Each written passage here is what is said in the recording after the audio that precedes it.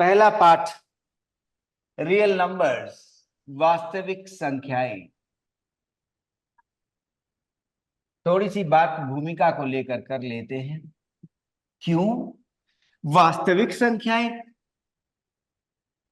पाठ का नाम दिया है, तो क्या अवास्तविक संख्याएं भी होती होंगी? पाठ का नाम एक प्रश्न चिन्ह लगा रहा है। शीर्षक है वास्तविक संख्याएं, तो क्या अवास्तविक संख्याएं भी होती हैं? होती होंगी तो उनका स्वरूप क्या होगा? वास्तविक संख्याओं में कक्षा 9 का नंबर सिस्टम याद आ रहा है। प्राकृत संख्याएं, पूर्ण संख्याएं, पूर्णांकों की बात हुई, ऋणात्मक और धनात्मक, ठीक है। और परिमेय संख्या आई, अपरिमेय संख्या आई, और सब समुच्चय मिलकर वास्तविक संख्याओं का समुच्चय बन गया था।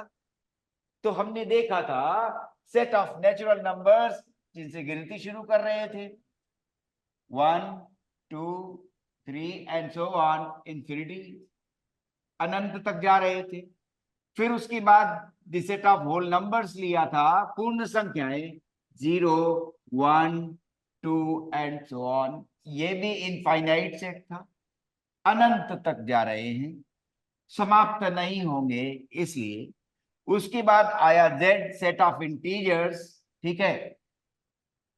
सेट ऑफ इंटीजर्स जेड से लिया गया, और वो हम देखते हैं 0 -1 -2, और इधर अनंत तक चले गए, ऋणात्मक अनंत, और वहां 1 2 और 3 धनात्मक अनंत की ओर चल पड़े, ठीक है। ये आया सेट ऑफ इंटीजर्स। उसके बाद आया सेट ऑफ रेशनल नंबर्स, परिमेय संख्याओं की बात हुई। तो आपको पता चला कि नहीं, ऐसी जरूरत पड़ी तो है, हमें आधा चाहिए, ये एक फल हमें आधा चाहिए, तो ये आधा कैसे व्यक्त करें? ठीक है, वास्तविक संख्या रेखा पर आधा कैसे व्यक्त करें? ठीक है, तो यहां पर बात आई रेशनल नंबर्स की, और उसमें कैसे एलिमेंट्स होंगे, ठीक है। वो पी बाई क्यू के फॉर्म के होंगे, और जिसमें क्यू शून्य ना हो, इस बात का ध्यान रखना है। और साथ ही साथ ये ध्यान रखना है कि पी एन क्यू ये जो आए हैं, ये लोएस्ट टर्म्स में है, ठीक है। लोएस्ट टर्म्स में होने का मतलब है कि जैसे 4/8 हम लिखें, तो इसको हम 1/2 यदि लिखेंगे, तो ये लोएस्ट टर्म्स में कहलाया। माने पी और क्यू क्या है? अभाज्य संख्याएं हैं, ये बात ध्यान रखनी है। को प्राइम कहलाते हैं, अभाज्य संख्याएं आई हैं, दोनों एक साथ को प्राइम है, ठीक है। को प्राइम, को प्राइम, प्राइम तो अभाज्य था, लेकिन पी और क्यू 1 और 2 अगर आया तो 1, ठीक है, अभाज्य संख्या की बात हो रही है, ठीक है, ये बात आई। तो ये पी एन क्यू को प्राइम, मतलब उनके फैक्टर्स क्या होंगे? को प्राइम की जब बात आई तो उनके फैक्टर्स, ठीक है, इस तरह से लिए गए, 1 एंड इटसेल्फ। लेकिन इस बात का ध्यान रखिएगा कि 1 को प्राइम नंबर नहीं मान लीजिएगा, ठीक है। 1 एंड इटसेल्फ अगर दो फैक्टर्स आए तो यहां पर हम को प्राइम की बात कह रहे हैं, वो पी बाई क्यू का फॉर्म ले रहे हैं, ठीक है। अब प्रश्न उठता है कि इनकी दशमलव प्रसार कैसे हो सकते हैं? डेसिमल एक्सपेंशन, ठीक है, डेसिमल एक्सपेंशन, ठीक है। तो डेसिमल एक्सपेंशन, दशमलव प्रसार की बात कर रहे हैं, डेसिमल एक्सपेंशन, ठीक है। अब दशमलव प्रसार लाना चाहते हैं तो पी बाई क्यू के फॉर्म के जो नंबर हैं उधर बढ़े, क्योंकि परिमेय से अपरिमेय संख्या की ओर बढ़ रहे होंगे। तो पता चला कि हमारे पास एक संख्या आधा, 1/2, एक संख्या हमारे पास 1/3 भी हो सकती है, ऐसे, क्लियर। और उसके बाद ये हमारे पास 22/7 जैसा भी हो सकता है। तो हम 1/2 का दशमलव प्रसार देख रहे हैं और कह रहे हैं 0.5 आ गया जब भाग दिया। इसमें क्या हो रहा है कि 0.333 और फिर इसको ये बार बार बढ़ता जा रहा है, तो हम इसको लिख रहे थे 0.3 और बार लगा दे रहे थे, जो रिपीट कर रहा है बार बार। ठीक है, तो इसका दशमलव प्रसार अशांत है, इसका दशमलव प्रसार शांत हो गया है। ठीक है, ऐसे लिखा गया है ये। ठीक है, टर्मिनेटिंग डेसिमल है ना, टर्मिनेटिंग, शांत, अंत सहित, वो चुप वाला शांत नहीं है, अंत सहित है, शांत। ठीक है, टर्मिनेटिंग, टर्मिनेटिंग डेसिमल। ठीक है, टर्मिनेटिंग आ रहा है, टर्मिनेटिंग डेसिमल आएगा। ठीक है, क्यों? हम धीरे धीरे अपरिमेय संख्या की ओर बढ़ेंगे, तो क्या संख्याएं अपरिमेय भी हो सकती है? हाँ, ये देखना पड़ेगा। 22/7 को फिर लिया, अब इसमें क्या आया? ये तो नॉन टर्मिनेटिंग है, अशांत दशमलव प्रसार जा रहा है, भाग समाप्त ही नहीं हुआ, तो नॉन टर्मिनेटिंग आया, भाग नहीं समाप्त हुआ, नॉन टर्मिनेटिंग बन गया। ध्यान रहे, नॉन टर्मिनेटिंग, और उस समय क्या कह रहे हैं? अशांत दशमलव प्रसार आ रहा है। लेकिन इस अशांत दशमलव प्रसार में क्या हुआ? हम देख पा रहे हैं कि 3 3 3 बार बार वही लौटकर डिजिट आ रहा है, नॉन टर्मिनेटिंग एंड रिपीटिंग आ गया, non terminating and repeating, repeat कर रहा है। ठीक है, वो 3 का जो अंक है भाग देने पर पुनः आता जा रहा है और आता ही रहेगा। क्यों? नॉन टर्मिनेटिंग दशमलव प्रसार अशांत है। ठीक है, अशांत, अंत के साथ नहीं हुआ। ठीक है, अब 22/7 लगता है, अगर जिन्हें याद होगा, जो ज्यादा थोड़ा पढ़ चुके होंगे, तो कहेंगे ये तो पाई होता है। लेकिन अब पाई तो परिभाषित किया जाता है कि वो अपरिमेय संख्या है, और ये 22/7 तो परिमेय संख्या बना रहा है, P/Q का फॉर्म ले रहा है, P/Q का फॉर्म ले रहा है, तो ये तो परिमेय बनेगा। तो ये ध्यान रखेंगे हम आगे पढ़ते हुए कि 22/7 परिमेय ही माना जाएगा। क्यों? P/Q के फॉर्म में आ रहा है। ठीक है, और जब हम इसे पाई का नाम दे बैठते हैं, तो ये कहा जाता है कि पाई जो इरेशनल है, अपरिमेय संख्या है, उसका ये बेस्ट रेशनल अप्रोक्सीमेशन माना जाता है। ठीक है, बेस्ट रेशनल अप्रोक्सीमेशन माना जाता है। क्या? पाई जो इरेशनल है, जो हम ऐसा जानना चाहते हैं और जान जाते हैं क्या, कि अगर हम परिधि ले लें गोले की और उसके बाद उसका व्यास ले लें, फिर परिधि की नाप को यदि व्यास की नाप से भाग देना शुरू कर दें, ये नहीं मान लें कि पाई अगर हम परिधि बटे व्यास लिखेंगे तो इसका अर्थ हुआ कि पाई परिमेय हो गई। नहीं, ध्यान दे, हमने योजना बनाई कि ये गोले की परिधि लें और फिर हम व्यास लें, गोले की परिधि को गोले के व्यास से, वृत्त के व्यास से भाग देना शुरू किया। जब भाग देना शुरू किया तो पता क्या चला? क्या ऐसा दशमलव प्रसार आ रहा है? नहीं। क्या ऐसा दशमलव प्रसार आ रहा है? नहीं। वो एक नई तरह का दशमलव प्रसार सामने आया जब हमने वृत्त की परिधि को उसके व्यास से भाग देना शुरू किया। वहां ये अर्थ मत निकाल लीजिएगा क्या कि पाई तो अपरिमेय होती है या होता है।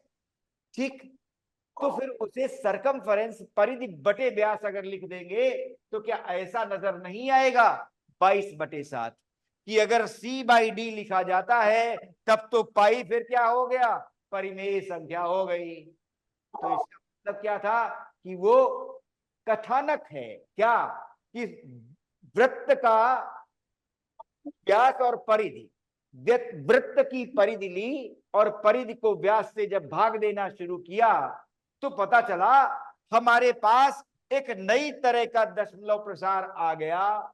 जो परिमेय संख्याओं के 2 तरह के दशमलव प्रसार हमें मिले थे, एक 1/2 में जिसमें दशमलव प्रसार शांत हो गया है, we are having terminating decimal. ठीक है, और 1/3 में हमने पाया कि 0.3330, ठीक है, 0.3 पर दंड लगा रहता है, बार लगी रहती है, क्योंकि यही रिपीट कर रहा था। तो परिमेय संख्याओं के हमारे पास दो तरह के दशमलव प्रसार आए थे, एक टर्मिनेटिंग डेसिमल और एक नॉन टर्मिनेटिंग रिपीटिंग डेसिमल। अशांत के साथ साथ रिपीट भी कर रहा है, भाग समाप्त भी नहीं हुआ, और जो संख्या थी, जो अंक था, वो रिपीट कर रहा है। तो 22/7 पर अभी हमने काफी बोला कि अगर अवंतिका की बात माने तो C/D अगर लिखा जाता है पाई, तो इस हिसाब से फिर पाई क्या हुआ, परिमेय हुआ। लेकिन पाई की परिभाषा उसे अपरिमेय साबित करती है। क्यों? परिधि बटे व्यास एक ऐसा दशमलव प्रसार आया जो P/Q का फॉर्म नहीं ले सकेगा, उन्हें ही अपरिमेय कहते हैं। तो फिर इसका अर्थ हुआ ये कि ये केवल एक कथानक है, क्या कि परिधि बटे व्यास पाई कहलाएगा। अगर परिधि बटे व्यास पाई कहलाएगा तो प्रश्न नया खड़ा होता है, क्या इसका अर्थ ये निकला कि क्या अपरिमेय संख्याएं P/Q के फॉर्म में लिखी जा सकती हैं? नहीं लिखी जा सकती हैं। अपरिमेय संख्याओं की तो परिभाषा ही यही है कि वो P/Q के फॉर्म में नहीं लिखी जा सकती। ठीक है कि circumference to diameter is equal to pi, हम आसानी से बोल जाते हैं। ठीक है, लेकिन ऐसे नहीं परिभाषित हुआ। उसमें कहा गया कि सरकमफेरेंस और डायमीटर योजना में आए कथानक में। सरकमफेरेंस की नाप लेकर, परिधि की नाप लेकर वृत्त के हमने उसे व्यास से भाग देना शुरू किया, तो एक नई तरह का दशमलव प्रसार आया। ये वाला क्या है? ये वाला तो है 3.142,857, बार बार यही रिपीट करता रहेगा। ये 6 अंक बार बार रिपीट करते रहेंगे। तो ये 22/7 the best rational approximation of an irrational pi. ठीक है, पाई तो इरेशनल है, उसका ये बेस्ट रेशनल अप्रोक्सीमेशन माना जाता है। ये भी रिपीट कर गया। तो अभी तक हमारे पास दो तरह के दशमलव प्रसार आए हैं, एक टर्मिनेटिंग है, शांत प्रसार हो गया, ठीक है, रुक जाता है भाग। यहाँ पर अशांत है प्रसार और रिपीटिंग भी हो गया है। जैसे यहाँ पर तो 3 ही बार बार रिपीट किया था, लेकिन 22/7 में ये बार बार रिपीट करता रहेगा। ये वाला जो पद है इतना 1 4 2 8 5 7, ये बार बार रिपीट करेगा। तो हमने देखा कि हमारे पास P/Q के फॉर्म जो हैं उनके दो तरह के दशमलव प्रसार आ सकते हैं। परिमेय संख्याओं के दो तरह के दशमलव प्रसार घटित होते हैं। ठीक है, अब प्रश्न उठा, क्या कोई अन्य दशमलव प्रसार हो सकता है? हाँ, लग तो रहा है। टर्मिनेटिंग के विपरीत नॉन टर्मिनेटिंग आया।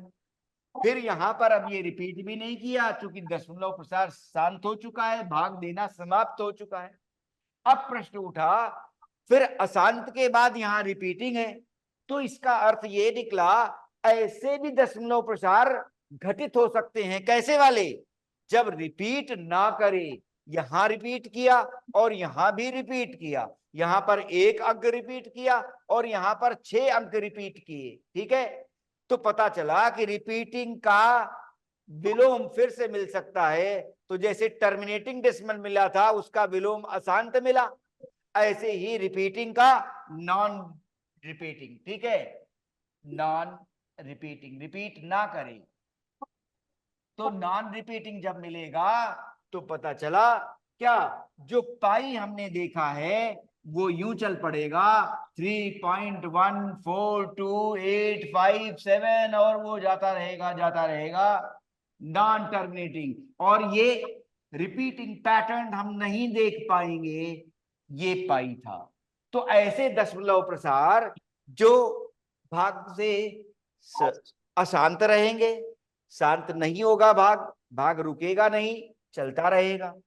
प्लस नॉन रिपीटिंग पैटर्न 1 का या 2 का या 3 का या अन्य का लेकर रिपीट नहीं करेंगे, तब हम ये संख्याएं अपरिमेय संख्याएं कहेंगे। अपरिमेय, ठीक है, अपरिमेय। अब अपरिमेय, जब हमने यहां बोला रेशनल परिमेय, तो परिमेय संख्याएं ये थी और उनके दशमलव प्रसार किस तरह के थे? तो P बाई क्यू, जब हमने रेशनल नंबर बोला तो P बाई क्यू का फॉर्म आया और P बाई क्यू के फॉर्म ने दो तरह के दशमलव प्रसार लिए, लेकिन इन दो दशमलव प्रसारों को जानकर मन में ये जिज्ञासा उठी थी, क्या ऐसा भी होगा कि प्रसार अशांत हो और रिपीटिंग की जगह नॉन रिपीटिंग भी हो? तो फिर ऐसे भी अंक होंगे क्या? हाँ, पता चला कि इस तरह के अंक होंगे। शुरू में तो ये संदेहास्पद लगा था, क्या कि इनको नंबर लाइन पर वास्तविक संख्या रेखा पर दिखा सकेंगे अथवा नहीं, ठीक है, लेकिन उनको दिखा सके हैं, ठीक है, ये भी दिखाया जाएगा, लेकिन किन को नहीं दिखा सकेंगे ये भी बताया जाएगा, ठीक है। तभी इनको जानना, विस्तृत अंदाज में जान लेना जरूरी था, क्योंकि कई बार ऐसा हुआ है जबकि पहली कक्षा में हमने ये प्रश्न पूछ दिया, can you square a circle, ठीक है, can you square a circle, क्या वृत्त को तुम क्या चतुर्भुज बना सकोगे? अच्छा, स्क्वेयर की बात आई, वर्ग, ठीक है, चतुर्भुज कैसा? वर्ग जिसमें भुजाएं बराबर हैं। तो can you square a circle, क्या वृत्त का वर्ग बना सकोगे? पढ़ाई यहां तक पहुंची है, पढ़ाई यहां तक पहुंची है, क्या वृत्त का वर्ग बना सकोगे?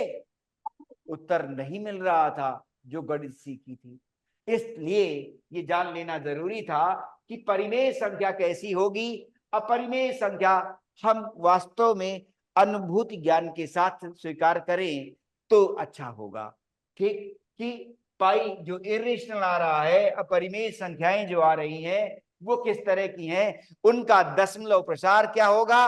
अशांत होगा, और साथ ही साथ वो रिपीट भी कर रहे होंगे अशांत, ठीक है, और साथ में क्या है? नॉन रिपीटिंग भी जुड़ा हुआ है। तो इस तरह का अंक हमारे पास या इस तरह की संख्या मिलेगी। अब इन्हें दिखाएंगे कैसे? अब प्रश्न उठता है कि अगर हम प्राइम नंबर लें, अभाज्य संख्याएं, और उनका वर्गमूल ले लें तो भी हमें बहुत सारे इरेशनल्स मिल जाते हैं, ठीक है, लेकिन हमें ऐसे ये देखकर लगता है कि अपरिमेय संख्याएं तो बहुत कम रही होंगी और परिमेय संख्याएं तो बहुत जल्दी जल्दी मिल जाती हैं। कैसे? ये शून्य है, ये एक है, और ये पता चला 1/2 है, और ये 1/4 है, ये 3/4 है, ऐसे तो हम देख पाएंगे, ऐसा लगा कि परिमेय संख्याएं तो बहुत पास पास और जल्दी मिल रही हैं, तो परिमेय संख्याएं अपरिमेय संख्याओं से बहुत ज्यादा होंगी।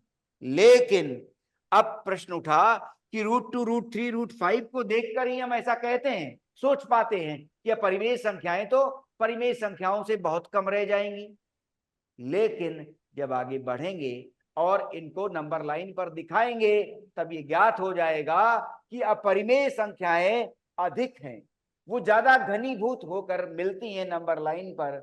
इसलिए कहा जाता है कि इर्रेशनल अपरिमेय संख्याओं का सेट बड़ा होता है और परिमेय संख्याओं का सेट उनसे छोटा माना जाता है, यद्यपि कि दोनों ही सेट इनफाइनाइट हैं, इनफाइनाइट है रेशनल नंबर्स भी, इनफाइनाइट है इरेशनल नंबर्स भी, लेकिन ये मानकर चल लेते हैं क्या कि इरेशनल अपरिमेय संख्याओं का सेट बड़ा होता है।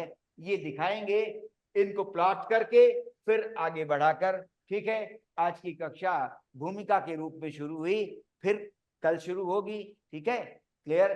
तब तक के लिए इतना ही, आज की कक्षा समाप्त हुई, शुभकामनाएं।